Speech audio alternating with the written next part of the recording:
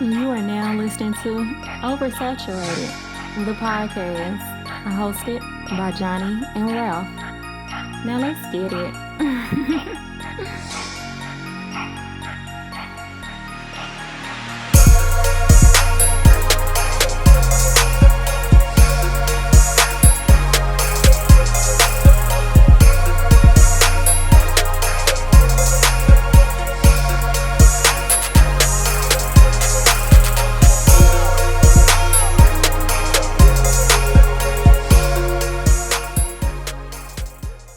Welcome to another episode of Oversaturated, the podcast where we discuss music, movies, pop culture, and everything in between. I'm Johnnie.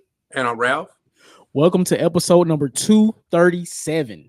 237, man. I'm simply Timothy Chalamet this week. Hey, what's going on? Hey, new listeners and all existing listeners, if you haven't, please follow us on all social media. Facebook, just search Oversaturated the podcast. Twitter is Oversat Podcast. Instagram is Oversat the podcast. And our email is oversatpodcast@gmail.com. And please be sure to check out our website, oversatthepod.com. Anything you need to know about OS is there. Yes, sir. If you want to follow us individually, I am the Mind of Ralph across your social media platforms. On Twitter, I'm JON2_B. On Instagram, I'm JBS_ESL_AAMU. Also, special shout out to WDJYFM 99.1 in Atlanta. ATL, ho. Shout out to OS Gang down there in Georgia, man. My guy. Round of applause. Just because I always start with a round of applause, man, because so great to be here. So great to be here with my brother and give this content to everybody out there in listener land, man. How you doing today, my guy? Good. Good. Good. There's no extra I gotta add to it, man. My week has just been my week. It's been work, it's been gym, it's been chill, just kind of gearing up because my birthday is in a few weeks. So for sure. I'm kind of, allocating energy for that. So putting energy in reserve. Yeah, pretty much. Right now is I got nothing for you. Maybe 2 weeks, baby. I might be a little turned up. We'll talk different in a couple weeks. We'll talk spicy in 2 weeks. But right now, it's cool. Right? We good. I love it, man. How you feeling? Man, listen, I'm on the complete opposite of the spectrum, bro. I like this. This week is hectic. I mean, it's a good hectic. Shout out to the Spears family reunion this week here in St. Louis. So I've been kicking it with my cousins and my uncles and all that. And I think we still going tonight. So listen, man, being able to just get together with the family and see a lot of people that I haven't seen in so long, especially the ones that live out of town. So it's been good. It's been good. And then today we ran a youth tennis tournament out in Lincoln Park. So I've been, it was great. We had a great turnout. I think we had about 10 participants. Some really actually high quality tennis for it to be. It was a 12 and under tournament. So all the kids that participated were amazing. So that was great. And we still had our lessons today as well. So a lot of kids running around, but it was great, man. It was great. Hey man, fuck all that. You being too humble right now. See, that's the problem. I ain't in there with you right now. Because I've been hitting the gunshot button, the applause buttons. Because when you like awarded something, hit the gunshot too. Why not? But hold on. But weren't you like awarded something like were you like highlighted in the article in the publication? Yeah. Well, yeah, I would. Come on, fuck off, man. Hey, man, talk about it a little bit. Okay. Yes. So a few weeks ago, when I was down in Orlando, I was there for a diverse coaches summit. So there were a lot of different coaches and coaching directors from across the country that went to the USTA National Campus in Orlando. And it was a 3-day event where they had various people come in and talk to us about different aspects of not only coaching, but just the entrepreneurial side of tennis as well. We got a chance to try blind tennis, which I didn't know was a thing. So there was a professional blind tennis player that talked to us about his journey and all that. And also got a chance to do trial wheelchair tennis as well. One of the top wheelchair players in the world was there from Japan, and he talked to us for a minute, and we got to hit with him for a little bit as well. So overall, it was a great weekend. And so with that event and me being down there, the Missouri Valley section of the USTA, which is what the St. Louis area is a part of. They had a journalist specifically for the Missouri Valley USTA interview me and another young lady from the section, and basically, just put it all together in the article. So really dope interview and a really dope write up. We'll share it to the OS page. Just why not? We'll share it to the OS page. Listen, man, look. I don't do it for the record. I do it for the community. I love my community. I do it for the kids. For the kids. Johnny love the kids. But no, I appreciate that. But no, it was great. It was a really great weekend. I made a lot of connections with people throughout the country. Okay. So, hopefully we'll be able to collaborate. Also, shout out to my guy Greg. Me and Greg played together at A&M, and I hadn't seen him in about 16 years. So he popped up. I was like, oh, that's Craig. Like, what's up? That's crazy. Yeah. So yeah, being able to catch up and connect with him was dope. So he just in Chicago. So we'll probably, we'll do some collaborations with tennis at some point soon. So yeah, man. Absolutely. It was dope. Oh, that's what's up, man. Yeah. So what we doing, man? Off the dome? Off the dome. I got one for you. Let's do it. One thing is easy for us to do here is hate. We love hating. You know what I'm saying? Facts. I don't think we build our platform on hating as like some other people, but it's easy for us to tell us, what we don't really rock with, right? So easy. But it's in the space of social media, right? Okay. What's like, I wouldn't say an influencer, but what's a social media like personality that you really just like are not here for? Oh, that's whatever your rhyme or reason is, and I can go if you need time. I got one, but you go ahead. Okay, my the page I hate and the person that I'm kind of over right now is Talk to Pops. You know that page where it's like, oh, did you hold on, I got it for you. Did you know that Luther Vandross sampled these songs? Hold on, look at them here. Like, I'm like, hey, man, you insult niggas' musical intelligence. Like, did you know the same producer produced all these beats? Like, yeah, I know DJ Mustard produced them shits, man. All of them sound the fucking same. Like, like, stop resharing this shit, man. Like, I'm like, why do y'all reshare this nigga? Like, it's like once, like, all right, one of them he got me on. I was like, oh, do you know where these 90s women's rappers are? Like, well, for one, I know all of them. I listen to them. I have listened to them, so I know about Queen Pen. Shout out to her, but you know what I'm saying? She was a Lil' Kim Carbon Carpy. That's why she didn't make it. You know what I'm saying? Respectfully. You know what I'm saying? They ain't let Carbon Carpies rock in the 90s. True. Carbon Carpy, they got you up out of here. Yeah, you couldn't steal rhymes and likenesses back then. Oh, today is flagrant. Today is just flagrant. She was too much like Lil' Kim. And the song is an ultimate bop. We done talked about it at some point on this platform. Absolutely. It's just too much like Lil' Kim. But long story short, Talk to Pops. I'm really not rocking with that page. I don't care no more. What's funny, and this actually might be a layup. What's the little white girl, Bobby Alto? What? Hey, that girl literally built her entire platform influencership out of interviewing our black folks, and the only reason I feel like is where she is now is because of Offset. Because Offset roasted her dumb ass on that interview that she did with them. Like all the interviewing Drake and all that, like that was cool. He made her delete it. So after that, it was the Offset interview, a clip that went viral. And she just figured out she can get close proximity to all these black people. She done divorced her husband. Now she outside. She was just drunk with some NFL player carrying her. Like, get her off of my internet. Get her off of my internet, bro. I hate seeing that girl. I hate seeing that girl. The fact that she was even spotted at the Not Like Us video. Like, she wasn't in the video, thank God. But even just being in the vicinity, get her out. Get her out of here. Get her out of here. White people make you popular. Black people make you cool. Man, we made Bobby cool. You know what I'm saying? Jeez, you know what I'm saying? I hate that for us. I hate that for us. Like, by us, I mean the public. Listen, you come over here and get your stripes with the black people. We make you cool. We make you hot. We make you relevant. And that's just not personalities. That's music. That's fashion. That's whatever you want to put your bearings on. If an African American black person co-signs it, it's cool. And she stole Funny Marco whole flow. My point exactly. Come on, that's all I'm saying. But man. we didn't mean to go too far down that rabbit hole. Hey, Johnny, what you got, bro? All right. So for my off the dome, right? As we've gotten older, our generation. We're the generation that's begun to break a lot of generational curses, traumas, and things like that. But I want to look at that from an unserious perspective. Okay. So let me ask you, what's one or maybe a couple of the unserious generational traumas that you have broken or you would break if you were to have children?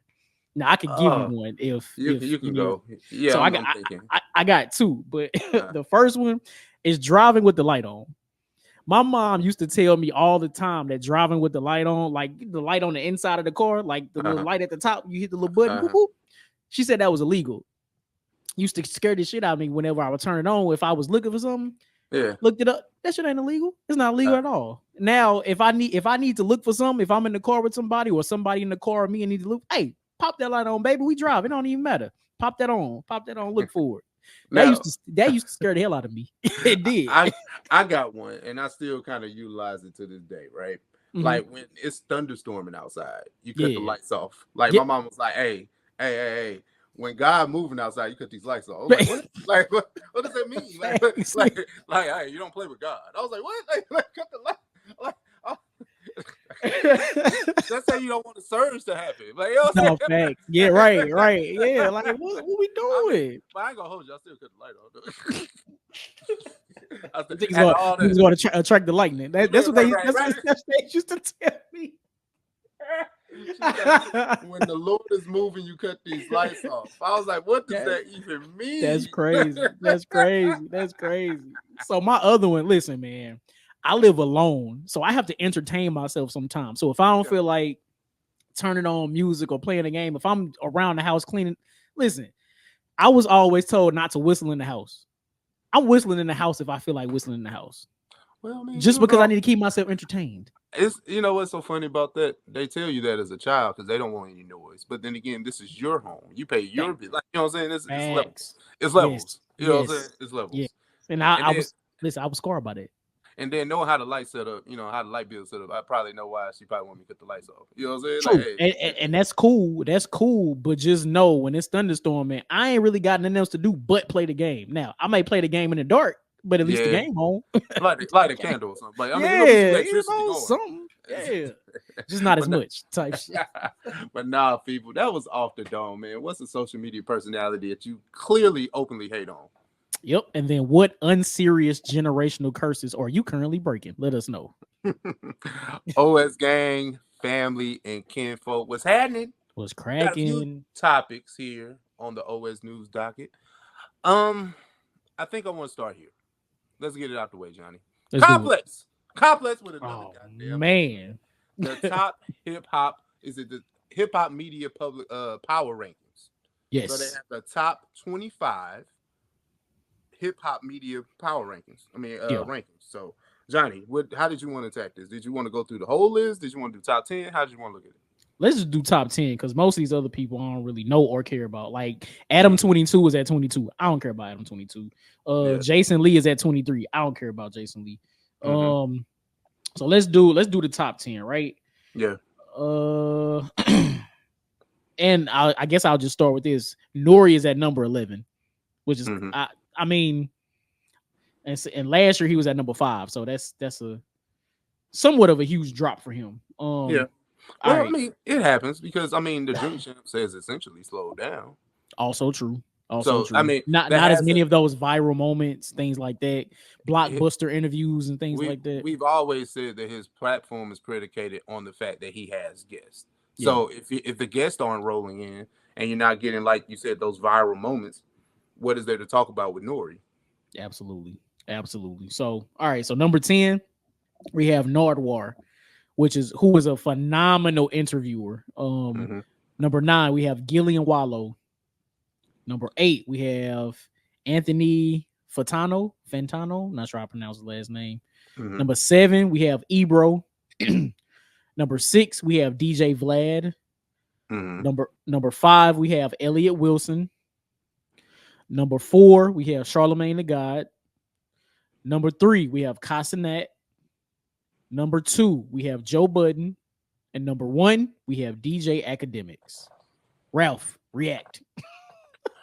For feels good once, to say that. right. For once in my life, I'm not even gonna hate on DJ Act. This is accurate. You can shake up 2, 3, 4, 5 if you want to, but number one is DJ Act, and it's I wouldn't say not close, but it's definitely well deserved. I'm not mad at that. I'm not mad at that.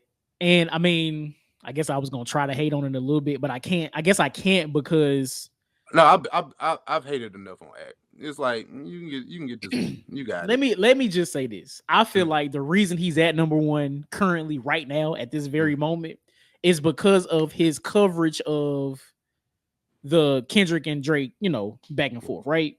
The fact that he had insider information, direct contact with Drake's side, and literally he was there reviewing and reacting as soon as things dropped, even being privy to things coming down the pipeline. Like as soon as something dropped, he's there. Had a few viral moments from his reactions and things like that. So I can't be mad at it. I can't be mad at it. And we're talking about the biggest story of the year, and the year is not finished. The year and this story is still ongoing. It's still developing. True. Even though I think the public perceived Kendrick as the winner, but still the story is still going, right? So with Act kind of being like a 24-hour news cycle type of guy, you can't defeat that. That's why I said number one, because he's too dedicated. You know what I'm saying?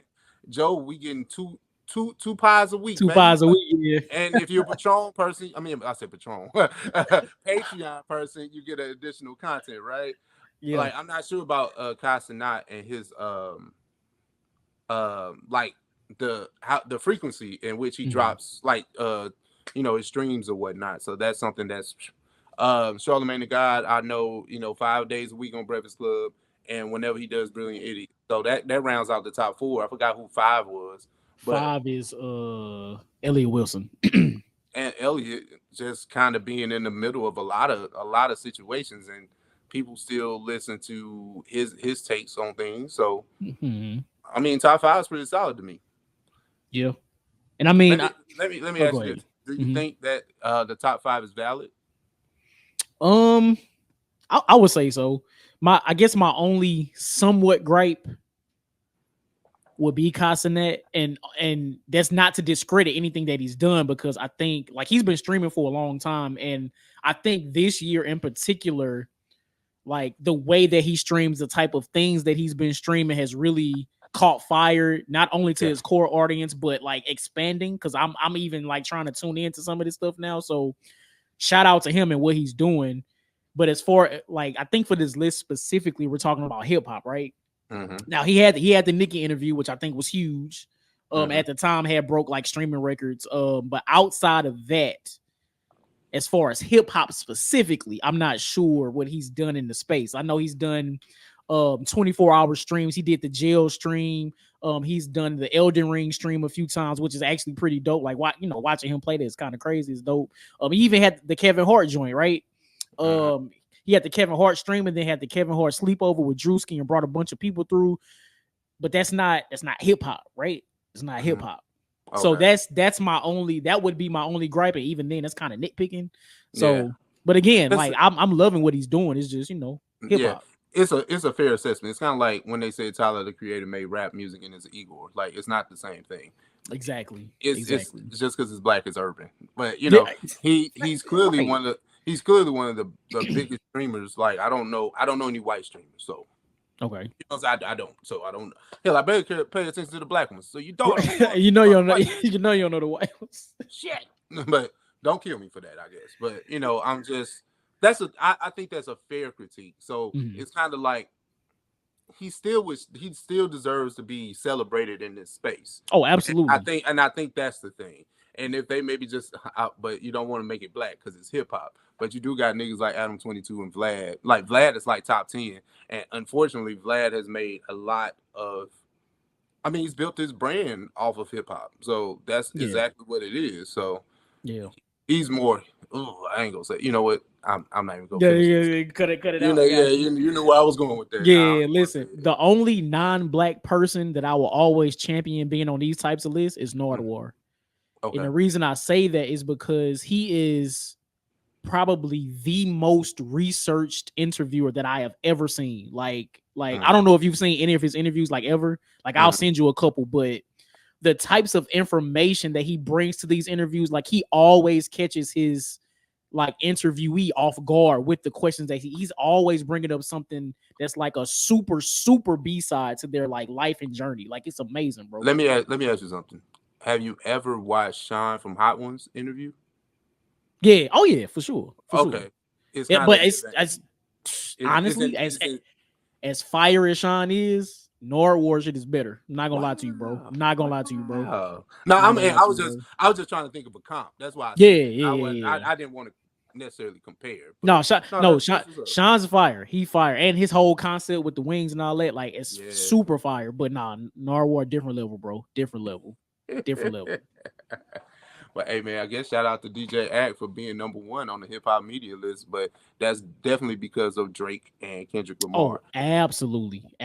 But hey, when you the Black CNN, you got the 24-hour news to what's hot.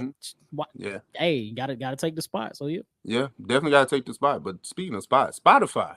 Jesus Christ, man. What is y'all on over there? What's wrong with y'all algorithm? What's wrong with the AI over there, man? So this is more so funny than anything, but it was definitely a glitch from Spotify. And apparently if you have a Apple phone, you use your Siri option here and there. He said, "Hey Siri, would you play Certified Lover Boy. And then Not Like Us plays." Johnny, how do you want to how do you feel about that first before we even get into anything else? Well, first of all, I think it's funny. Like the troll, man. Like at least I've seen a lot of different clips from different parts of the internet, right? Sports clips, entertainment clips, all kinds of clips where people are trolling Canadians, like in general, just by playing Not Like Us. Like USA basketball just played Canada the other day. They played Not Like Us when they won. Like it's like stuff like that. I've been seeing it all over. So for the streaming DSPs to get a piece of this is also hilarious. Like it's crazy, bro. It's such a troll with this whole thing, and I was like, no way, this is in my young boy voice, this is very cap. This is big cap. I was like, let me try it out. I tried that. I literally said this. I was like, hey Siri, whoa.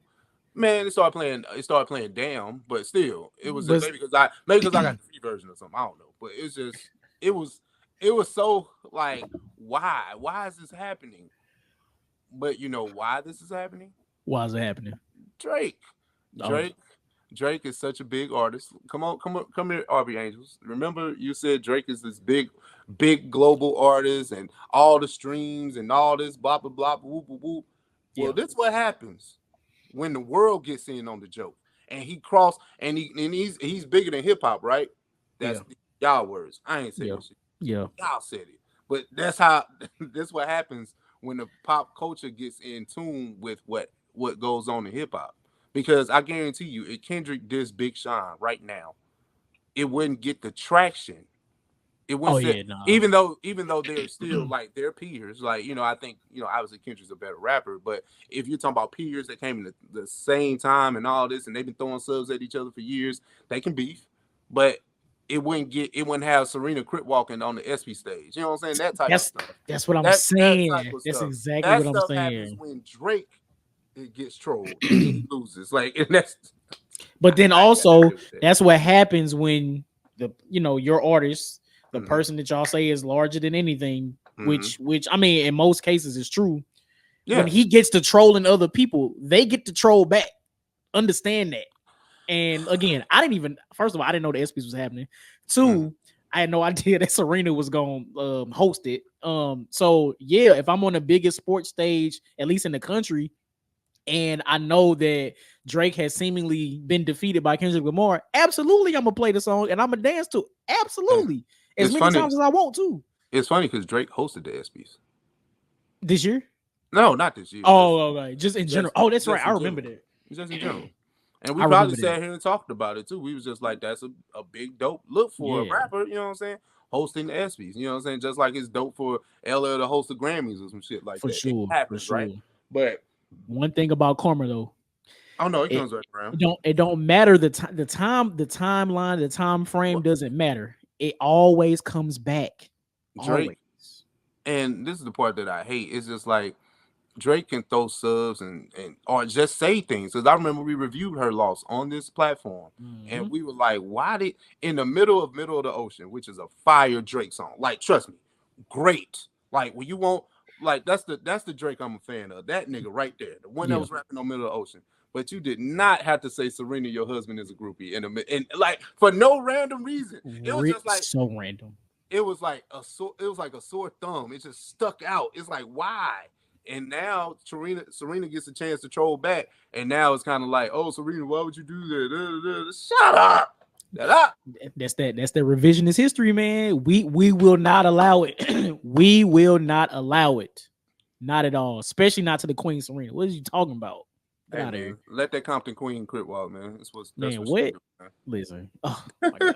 that was so random, bro. I was not anticipating that. When I saw that shit on my screen, I was like, what? Exactly. It was great. Right. Shout out to Spotify though, right? Right.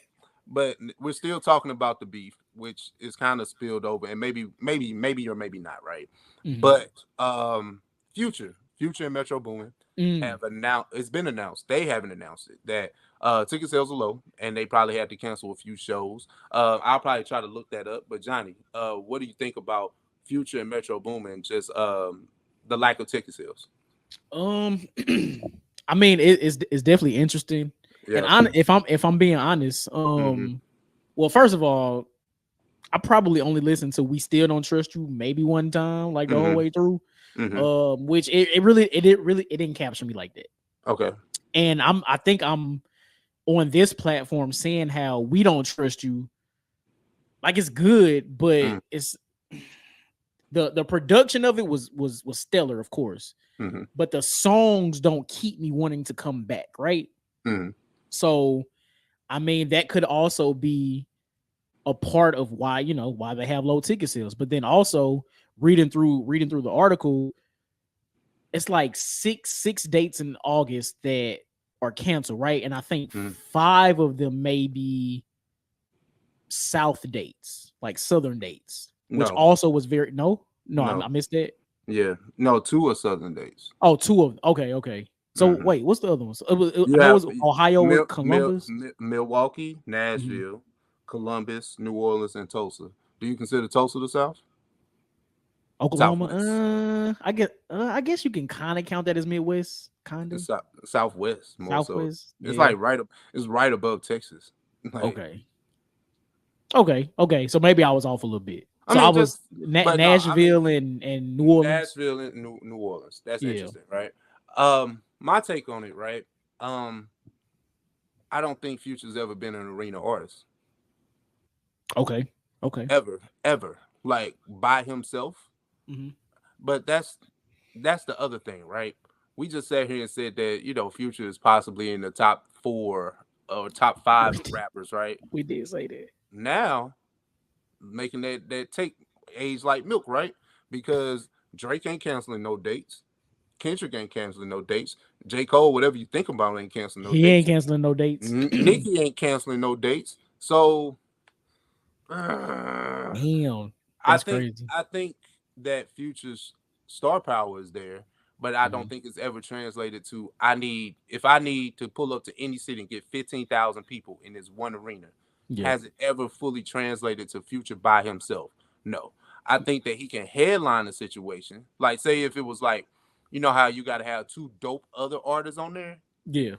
That's how you get people to come out and totally see Future. But if you said Future and Metro Boomin by themselves, yeah, you probably need to do Fox Theaters then. You know what I'm saying? Yeah. Like, and that's to be fair. And I listen, I fuck with Future, but we have to be honest about. I don't think Future ever sold out arenas by himself. Yeah. Could he do State Farm Atlanta? Absolutely. Shit, he's from Atlanta. Why not? You know what I'm saying? Yeah. But when you start making those moves outside of the Southeast, it starts to get a little hectic. And then shit, you see, New Orleans was one of the ones that was kind of like, yeah, that's what I'm saying. You know what I'm saying? So that's what I'm saying. Do you think him not being that big of a what's the term I'm looking for? Crossover artists. You think that also attributes to it? Because I mean, No. of course the culture mess with them, but so you don't think that's like that attributes to it at all? Nah, I think he's essentially crossed over, but I don't think that he got songs with The Weeknd. Like, you know what I'm saying? Like he's over there. Trust me. It's just like I can go to a white club and they play some Future songs. Like it may not be Move That Dope, but they can play something. You know what I'm saying? Like Future can be played in the same space that Drake does. That's why I feel like he's okay, right? Okay. Just with the same thing of like Drake can fill up an arena because he's proven to do so. I have never seen Future do that. Okay. I've never seen Future be on a tour by himself in a big space where we need 15 to 17 to 20,000 people to say, hey, we rocking with this today. You know what I'm saying? Do you think Future is a big enough artist to curate his own festival? Because I mean, we've seen Tyler do it, we've seen Drake do it, we've seen Cole do it. Do you think that's something that Future should? Yeah, he can Or could do. Absolutely. I think he can do it, you know. But you know, it's just I really don't know what to do with that. It's like, yeah, you can do it. You can probably do something in Atlanta, like everybody else do something in their hometown. Right, exactly. Bring up some, you know, some young up and comers, get some OGs, and then you headline it. Right. Why not? You know what I'm saying? Right. But that's the only way, in my humble opinion, that things like that work for artists like Future. Which is crazy because it, at least for the artists that's like up there, right? The few that we already mentioned, it seems like that's the route that they're going towards. Now, Kendrick, I mean, he just threw a festival. Not saying that's something he might want to do on an ongoing basis, but that's essentially what he did, right? Yeah. Cole's been doing Dreamville Fest for a while. Yeah. OVO Fest has been for a while. Hell, even Tyler Camp Flogno, right? I think they took a year off a few years ago, but that's something that he's consistently done as well. So the artists that are like up there, that seems to be the model going forward. So I mean, I don't know. I guess we'll see. But Tyler still does arena tours. Well, he does. Well, true, you know, true. So it's different, right? And then Tyler's fan base is different because I think Tyler has a way more dedicated fan base in Future.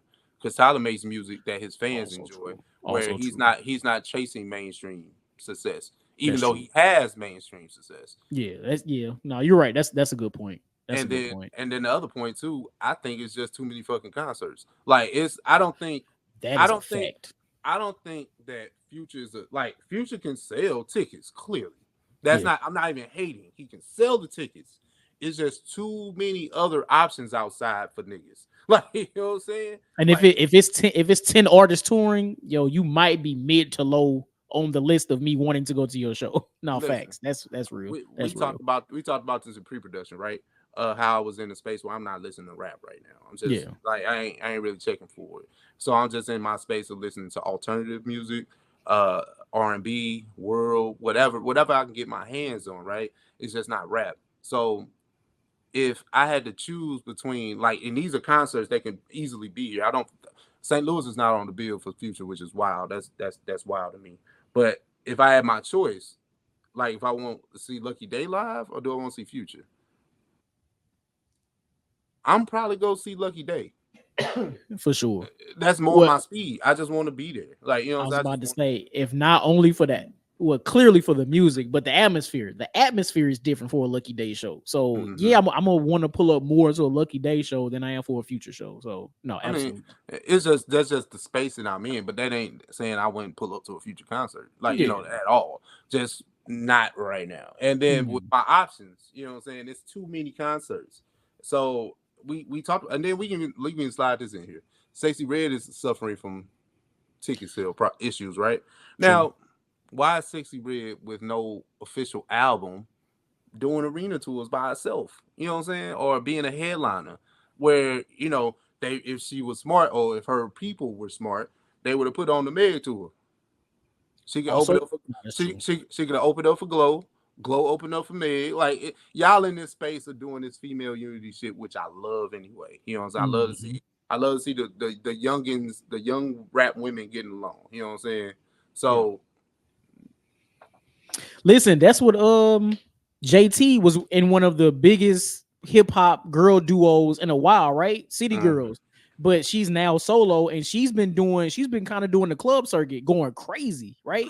Going back to grassroots. So why, it seems as if a lot of these younger women artists have kind of skipped that phase. I know Sexy Red did it because one time she was here at the Shafits, which is a smaller arena. So I mean, but it's a hometown though too. Like Boosie can sell out the arena in Baton Rouge, but he ain't coming up. He ain't going nowhere else doing that.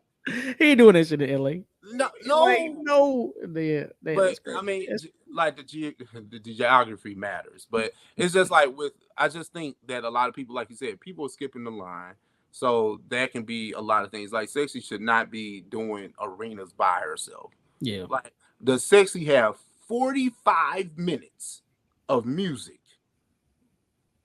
I know she do. But does she have 45 minutes of music for this crowd though? That people want to hear live. Yes. Yeah. Yes.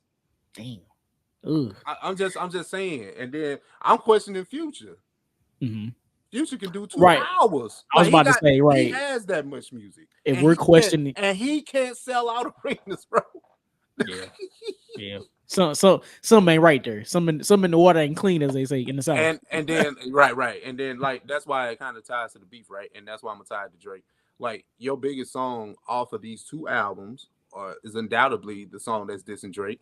I hate to get credit like that, but it's not necessarily translating to a full on, ticket sales, which is quite unfortunate. And then Sexy Red being in the good graces of Drake, like that hasn't really proven to be beneficial per se. Like, what I'm saying? I don't think it's because anybody that Drake deals with at this point, I don't think the Drake stimulus thing is a thing anymore, right? Oh, absolutely not.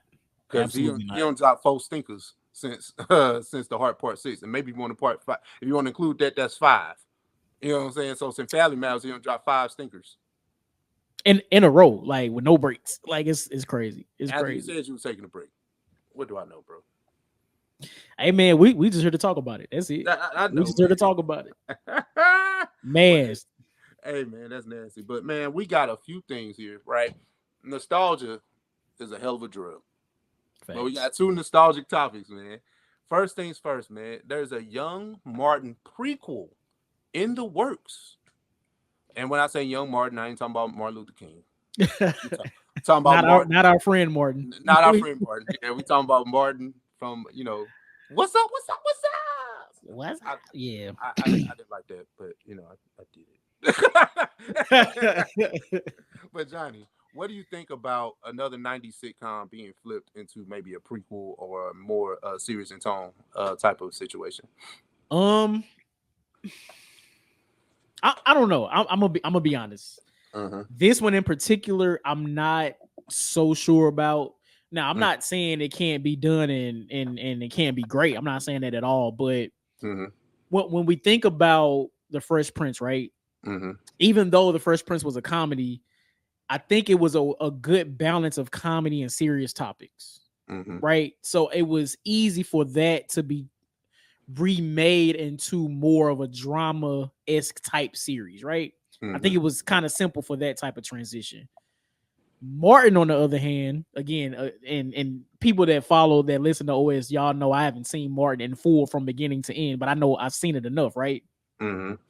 As a sitcom, I think it'll be a little bit more difficult to take that and try to transition into something that's more serious in tone. Now, again, I ain't saying it can't be done. I'm not saying that, but I think it'll be a lot more challenging in order for that to happen. It'll still take place in Detroit. And it says Young Martin, so we may not even get a Gina and Pam and all, the whole ensemble cast. And if we do, how would it work? How would it work? I'm not exactly sure. So I don't know. I mean, I'd be interested to see, if they do go through with shooting a pilot in the season, but I think it'll be a little bit more difficult for that series to transition to this type of remake. Yeah. I agree, but I disagree. Like, it can be flipped. Anything can be flipped. I ain't worried about that. It's just the particular timeline and storyline of what you're trying to prove, right? If it's gonna be Young Martin, well, him and Gina were like young adults when they met. They weren't childhood sweethearts. Right. And like her and Pam were like coworkers. They became friends. So how like you can't do a show like this without fan service with the entire cast that we know, right? Right. So that's where it gets interesting. Like now in the show, Martin was from Detroit. Him, Tommy, and Cole, I think, were childhood friends. And so that's cool, right? And then Gina's from Philly. She's not even from Detroit. So it's like, how are we gonna do this? That's the thing. So that's why it doesn't make sense to me. Like, okay, if you're doing a young one, all right, cool. That means we just gonna focus on young Martin, and then maybe Mama Payne, maybe some Shanae. You know, I don't know, but that the Shanae and the Mama Payne stuff is what brought the comedy to it because Martin, that was just Martin drag, right? But I don't know. It just depends on where they want to tell the story from because we've seen it work. Obviously, Bel Air is a success. I'm waiting on season 3. That's very serious as hell. You know what I'm saying? Like they explore other stuff too, and they just made it very modern. And now, and the thing about both shows, if we're talking about Fresh Prince of Bel Air and Martin, they're so heavily tied to 90s nostalgia.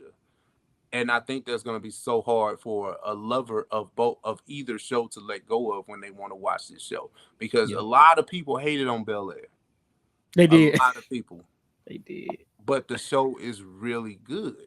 Yeah. It's like, but you have to let go of the fact of your nostalgia with this and just be open to what they're doing with these characters in their current time and space. You know what I'm saying? Yeah. So I don't know if this Young Martin show is going to be tied to 90s nostalgia or is it going to be a current Young Martin in this space. Now, if they were smart, they would do it like Everybody Hates Chris. They'll just do like just have have him narrate it. Just have him young and narrating it. That would be fire, actually. I would appreciate that. Be fire. I appreciate that probably a little bit more than a drama, but it's supposed to be a drama though. It's supposed to be. As long as Tommy, Cole, and Martin are flipping packs, I'll be all right. Like, don't have him out here trying to flip packs in Detroit. Like, that's weird. Like, don't do that. They cross paths with BMF and shit. Yeah, like come on, man. Tariq show up like at the end. Like, why are we doing this? No. If it's on Stars or 50 Cent anywhere near, I'm definitely not watching it. No way. We're not crossing. We're not crossing over universe. This is not a crossover. This is not the one I signed up for. Right? That's funny. That's funny. But yeah, we still talk about nostalgia, man. Gladiator 2, the trailer. A teaser trailer, the first trailer was dropped. The movie is supposed to come out in November. I'm excited. But Johnny, did you see the trailer? What you think? Listen, man, I am not. I have not seen the original Gladiator. And Ralph and I, we talked about that. I'm a peep it at some point, especially coming off of seeing the Gladiator 2 trailer. First of all, the trailer looks fire. Looks fire. All the Roman Empire like garbs and all that, like it's fire. The action scenes fire. The dialogue in the trailer is fire. Listen, and look, almost anything Denzel Washington. I'm gonna watch the movie. Shout out to Brittany, right? She was like, Denzel probably has a lifetime contract to just play himself in movies because he ain't got no accent, he ain't got no Roman accent or none of that. It's just him. They just put him in the top. Right, it's so funny because I was like, "What the hell is a Roman accent?" When I see people complain about that, I was like, "What does that sound like?" You know what I'm saying? Because ancient Romans don't talk like what you think in Italian. Like they want ancient Romans to talk like mob bosses, and they don't. Like I think I may be historically inaccurate with this, and we'll get to that fucking conversation. But I think they talk more like Greek or ancient Britain or something. Like it's some shit like that. Like they talk, they talk all Shakespearean and shit. Like what the fuck you mean? Like I don't know what. Look. I don't know either. But the other thing, it seems as if, and you correct me if I'm wrong, it looks like Denzel is somewhat of a villain in this movie. Or maybe a villain puppet master type thing. Well, going off what I know from the first film, he's not a villain. He's more, the villain is always like the emperor or the person in political power, like the king, or whoever they. So in Rome is the emperor. So it's more likely the emperor. That's who we hate. Got it. But Denzel is more so like the person that owns the slaves. Oh, okay. Like he owns it. Like he's a very powerful man, very powerful merchant. Somebody that orchestrates like the gladiators to go. Hey, I need to get my money. Do, Mm-hmm. and if you come back, we're good. You know what I'm saying? Like what I'm saying? It's like that. So that's because there was a guy in the first film that was kind of very similar in vein to that. Mm-hmm. But spoiler alert, Maximus dies in the first film, so that's why I was just like, how are we getting to part two? So they found a way to tie in the son, who's not his son, but it was like somebody that adored him. He was kind of like the nephew. He was the nephew of the emperor. So Okay. I don't know. I don't know if you call him a prince. Like I don't know how that works, but somehow they're recreating that storyline where he fell from grace and now he's fighting in the Roman Colosseum too. Well, I don't know, but Yeah. I'm excited for it. It looks good. Like it looks really really good. So I'm definitely here for a sequel 24 years later. I was just about to ask you, do you have any with this sequel being 24 years after the original, do you have any reservations as well, at least after seeing the trailer? No, No. I think the trailer.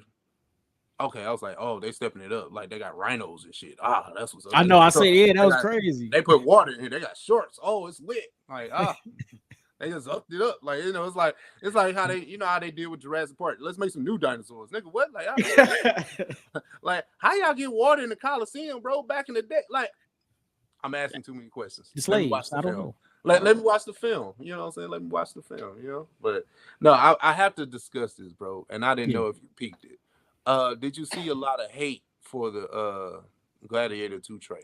I did. I did Okay. on two different fronts, right? So Mm, the fact that Denzel Washington, a person of color, is in the movie, right? mm-hmm, Especially in one of the lead roles. I mean, it's Denzel Washington. What can you expect? But mm-hmm, I definitely saw the hate for that. mm-hmm, But then with them using the clip of the Watch the Throne song, mm-hmm, right? Like I thought it fit in there perfect. I thought the song fit in there perfect. What's the king to a god? God, mm-hmm, yeah, like mm-hmm. Blood on the perfect fitting. Coliseum floor. I'm like, Yeah, okay. come on. But of course, you have well hella bots because I know some bots in there. But then you got the real racists who just can't wait to get the typing about shit. So it's crazy that we're in a time where as progressive as the country has become, we're still always battling these types of things, right? Yeah, So the racist comments was gonna come. They was gonna come. yeah. I thought that was so weird. Like I think no matter what you think of Denzel, he's the one black actor that they allow to be in the same space as the great white ones, right? Yeah.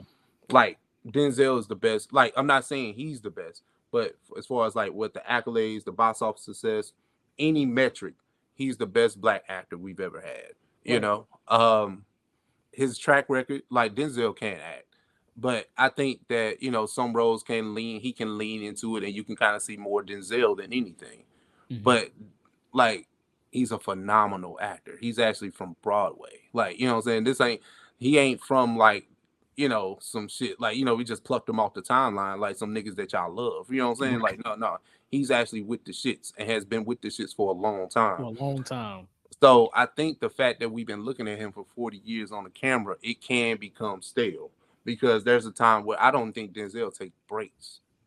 You just Mhm. look up and he's He's equalizer one, there. two, and three. Like, you know Yep. what I'm saying? Like Yep. it's just there. So can I look at him and see someone that's probably of African descent being in Rome at that time, being a powerful merchant? Yeah. Like if you listen, the Roman Empire is a vast empire. It probably goes from some country that's named Stan, you know what I'm saying, in present day to Right. fucking Egypt. So why don't you think that there could be a dark skinned man? I ain't even say African. I ain't even I ain't gonna say African. It's African, just dark skin. Yeah. Just dark skin, just being in that space and Yeah. thriving. They had no problem with Demon. I forgot his last name, but he's African for real, for real. He was Mm-hmm. coming off Amistad. They had no problem with him being in the first film. Yeah. He was a slave though. Oh, that's why. He was Maximus' best friend throughout the whole thing. So it's like, y'all have no problem with that. But you got a problem when the black man is sitting up there, like, calling shots pretty much. And you know what's so crazy? That nigga might die in the film. That's the problem. That's crazy. Okay, it's like, I've watched that first film so many times, bro. I know like the back of my hand. I just forgot the guy that I want to reference right now. But he was stabbed. Mm-hmm. he got cut up by Caesar's army. Nigga, they fucked him up. So if history repeats itself, it seems like Denzel's gonna get cut up, my boy. I know. It's funny. It's funny you mention that because I mean that's always a running thing, right? If there's a black character in a seemingly non-black historical role, like people always up in norms. Something happened, similar happened recently in the gaming world, right? So, are you familiar with the franchise Assassin's Creed? Yeah. So there's a new Assassin's Creed coming out. I want to say sometime this year, and it's supposed to be set in Japan. There is a historical figure in Japan who I guess I want to say he came from Africa, but he ended up being a black samurai. His name is Yasuke. And he's one of the main protagonists of the new Assassin's Creed game. And it's just the uproar against it was just insane. Pretty much the same thing that has happened to Denzel being in this film. So that's something that we just have. It looks like we have to deal with across all like entertainment aspects. Like it's crazy. Well, I mean, I can even use another example, right? Like it's okay. Like remember the blowback that a lot of the Star Wars geeks had when John Boyega was announced? Absolutely, yes. You can't be you can't be black in the fantasy world. You can't be black in sci-fi or the real world. God damn, that's crazy.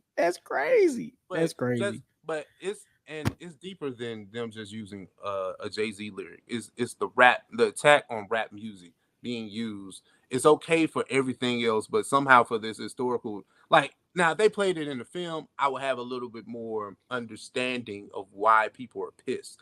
Yeah. I would want to hear Jay-Z blared in that, in the movie, you know what I'm saying?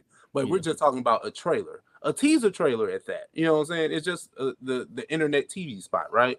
People just went and lost their fucking mind, and I'm just here like, I guess I'll follow on sort of Denzel and and defending hip hop too. But it's just like y'all niggas need something else to do because I can't live my life being that miserable. You know what I'm saying? I know. Like I can't live my life being that miserable about something like that. And then it tied perfectly. It ain't 99 Problems. Like it went they didn't take an excerpt from Big Pimpin'. Like no, it's really a song of like. They in the Coliseum. They say Coliseum. Like what? King to a God, like kind to. But you know what? Another thing, it's okay for them to use Kendrick Lamar for Black Panther Wakanda Forever, trailer though, right? It's okay for that.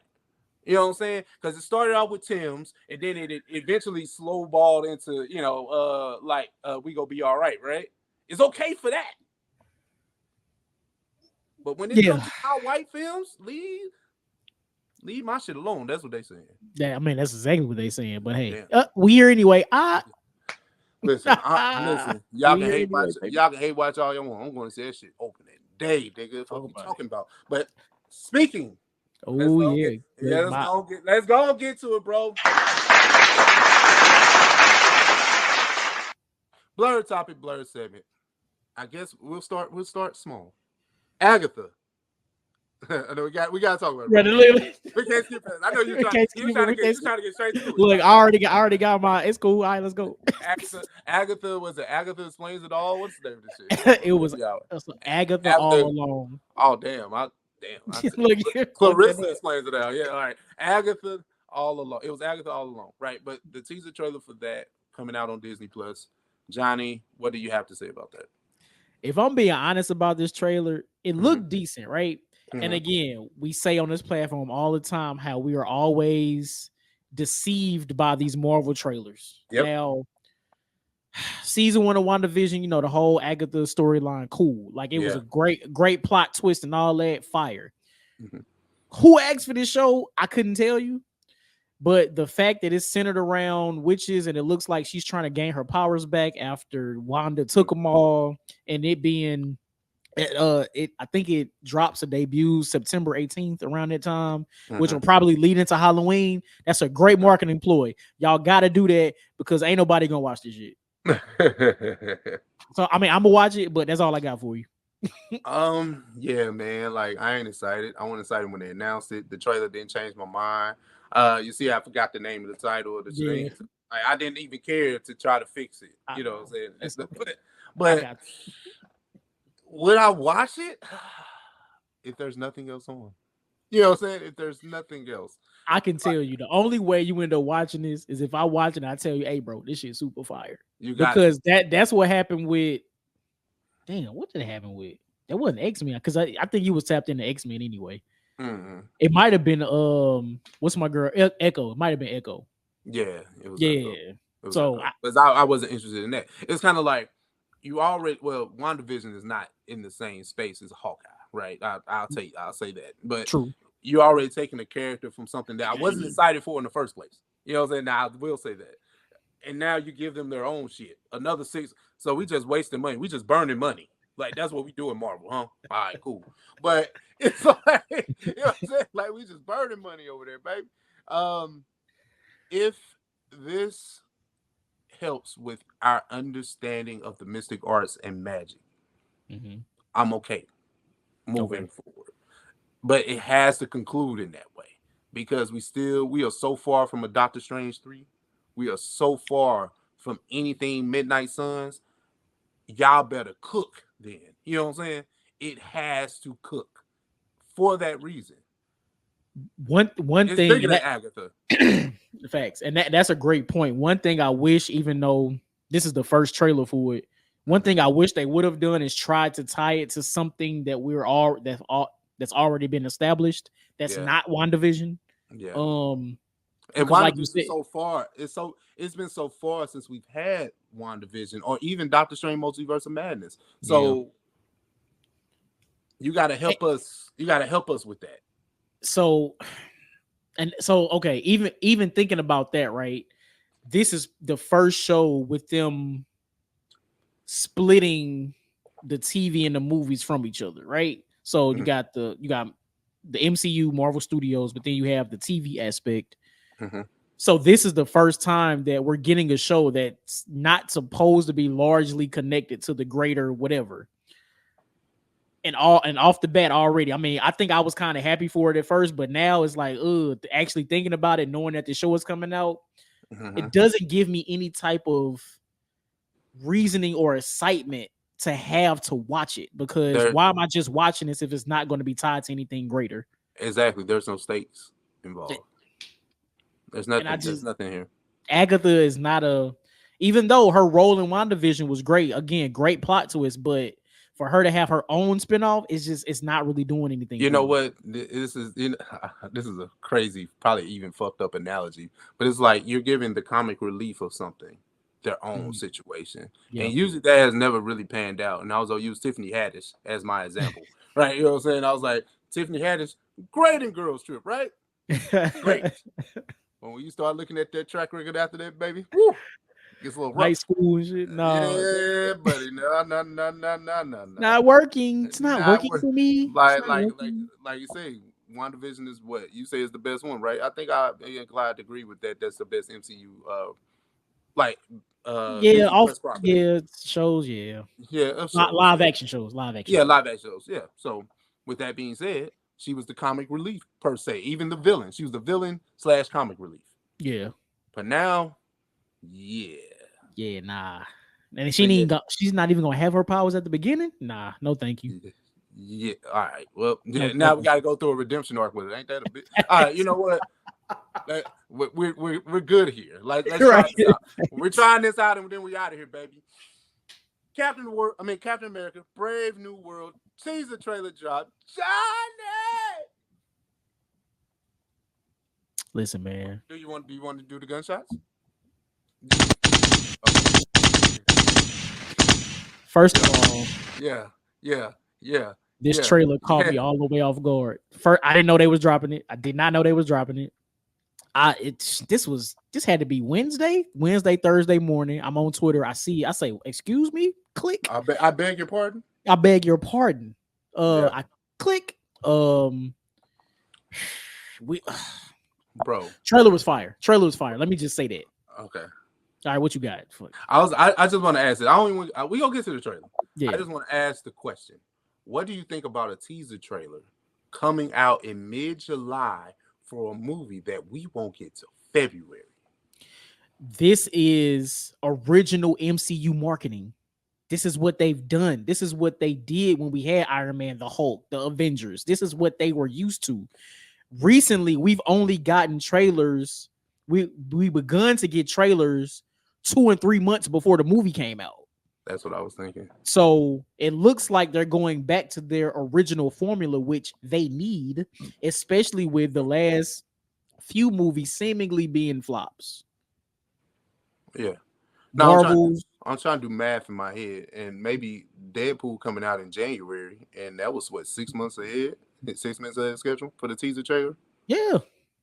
Okay. And then for January, February, whatever. Yeah, for a movie like Deadpool, you got to debut that trailer during the Super Bowl. Like you got to do something big for Deadpool because of the type of character he is, right? And they've been trolling ever since, right? All kind of Heineken, all kind of bullshit, great crazy commercials. But neither here nor there. We'll get to Deadpool maybe. But right now, it's all about Sam Wilson, Falcon, Captain America. Yeah. Shout out to whoever cut, pasted, put together, edited this trailer because it was fire. We get Harrison Ford as President Ross. His exchange with Sam Wilson trying to get Captain America to be the official an official military position to work for him, which of course we know they're gonna butt heads there. We get my man, pronounce my man name, Giancarlo Desposito. I know I butchered that. I know I did. That's my fault. My apologies because I rock with you. I really do. Hold on. Is that the name of the episode? Despacito? It gotta be now. It gotta be. It gotta be. We're gonna find a picture of him holding that good. I love it. So we finally get a clips of his MCU character. I did not look it up and I'm kicking myself. But we know he's a villain now. A villain. Super fire to see him in the trailer. Let me think. What else? Sam, aka Captain America, his fight within himself to really, which is kind of what we saw in Falcon and Winter Soldier, but his fight to really like be settled in the mantle of Captain America and him having to fight the government, President Ross himself. We get a look at Isaiah Bradley, who seemingly maybe his mind is taken over from the Winter Soldier program. He tried to kill the president. That was crazy. What else, bro? What am I missing? What else am I missing? His new sidekick, his new Falcon. The new Falcon. Yeah, shout out to him. We had two sets of Falcon wings. That was fire. I ain't gonna lie. That was fire. The glimpse of the Red Hulk at the end. Which I guess I kind of figured out like the plot line with that. So spoiler alert, maybe. But when Isaiah Bradley shot him, he probably shot President Ross. He probably asked for some of the super soldier serum, which in turn turned him into the Red Hulk. Yeah. Now my only question is, because clearly 2 Falcons is not gonna be able to beat no Hulk. Either Bruce Banner is gonna show up, or She-Hulk is gonna show up. Somebody got to show up to help him fight, because even with the vibranium suit that I'm assuming that Captain America is gonna have, it's not gonna be enough. Nah, it's not gonna be enough. Because the thing, Sam ain't juicing up though. Oh, absolutely not. That's the problem. Absolutely. Now Sam juiced up, we might have something to talk about. We might can talk, but that ain't gonna happen. They need to juice up, bro. Look, Tuskegee experiment. We can't do that. Just great. Oh, my bad. Never mind. Never mind. Dealing too deep in the government. That was good right there. But the trailer, bro. The trailer was amazing, man. It was just like I like what they did, acknowledging the actor change. I think that was a subtle nod. I hope that they do a special acknowledgement to him, because he has been Thunderbolt Ross for Inception ever, yeah. right? You know what I'm saying? So I hope they do some type of nod to him. Marvel has done right by actors. I'm not, we ain't got to do Wakanda forever, funerals and shit. Respectfully, you know what I'm saying? But I think they should definitely do some type of in memoriam too. I think his name is William Hurt, and then like they acknowledge the fact that I had to cut the mustache for political reasons. I thought that was crazy, but I hope that they acknowledge how Thunderbolt Ross wasn't the president just in Secret Invasion. Like, do we get some type of storyline with that? Like, was the president a scroll? Like, I forgot that. You know what I'm saying? Well, now that you mention it, I imagine the ending of I imagine the ending of Secret Invasion will somehow need to lead into this, because remember at the end of that they was people was running around capping people they thought was Skrulls. So and he wasn't they gotta mention it. And Thunderbolt Ross wasn't the president yet. And he probably ran off of that type of campaign. Mm-hmm. So but I'm pretty sure. And then I guess that's where you get Brave New World. So we'll see. We'll see what happens with that. But I mean, Anthony Mackie finally getting his storm rolling in the MCU, man. Let's see what he does with it. We got Harrison Ford presumably being the villain. Giancarlo Esposito. He from what I saw, from what I researched, he's like an X-Force member or something. Okay. I thought he was gonna be like a William Stryker type, which I did, me too. It's almost the same, you know what I'm saying? But I mean, I'm not really sure how that works, but X-Force still leads to the X-Men at some point. So that's I guess the bigger thing to take away from that. So Vibranium, we'll probably go talk about the Thunderbolts at some point. That'll probably be the after credit scene or some shit. Like, we're gonna start. They are starting to cook. I'm not gonna say that it's gonna make me excited for the Thunderbolts, but I just see that and one thing that I enjoy about this movie, it seems like it's so rooted in political theater, spy, espionage type stuff. It seems like more of a thriller than an actual superhero film per se. Which is crazy, because if you think about it, that is the lineage of Captain America films, right?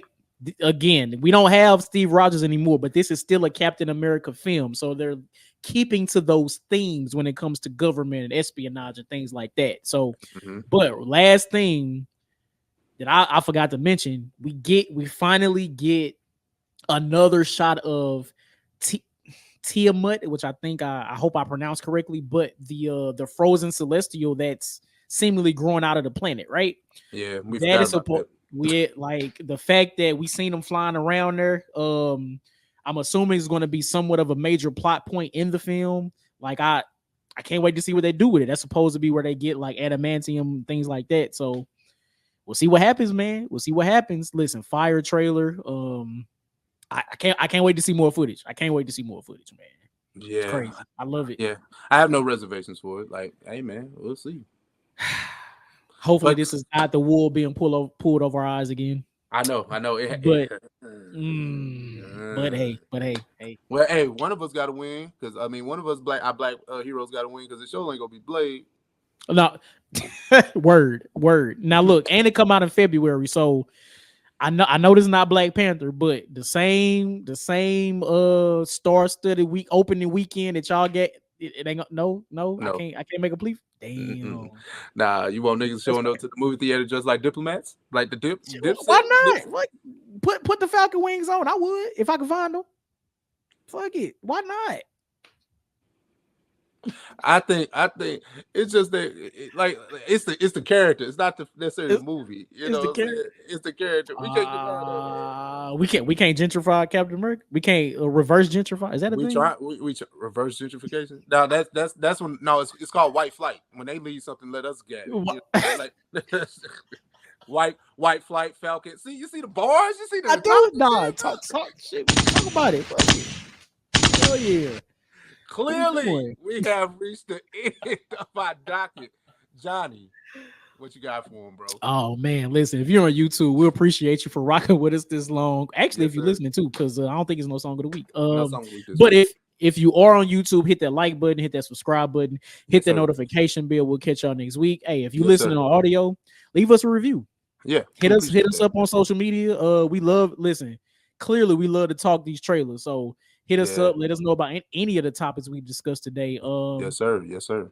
And catch y'all next week. So episode 237. Anything left for the people? Hey man, like Johnny just said, we appreciate you guys. We love you guys. Thank you for listening to us for this hour and some odd change to just hear the things that we like to talk about. Make sure you comment, rate, and subscribe. When you see this link, you see this video, you see our faces. Just make sure you share it because OS is for the streets. And with that, that's episode 237. 237. And we out. Chill. Peace. You are now listening to Oversaturated, the podcast hosted by Johnnie and Ralph. Now let's get it.